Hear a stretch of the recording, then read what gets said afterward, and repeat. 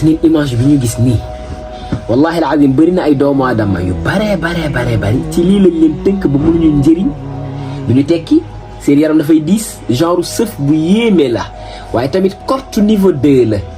parce que doomu aadama bis buñ ko jëlee am ay mbir ya ñu teg ci kawam imman jël ab birig teg ca wala boog ñu fekk ab guy taxaw ñu daaj ko ca wala boog am lañ ca def bu boobaa doomu aadama jooju dootul njëriñ ci kaw suuf guy kese garabu mystère la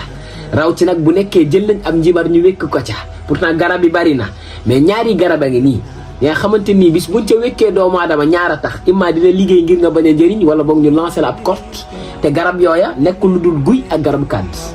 ci biir loola il faut ñu xam ne nit ku ñu def ni ni mel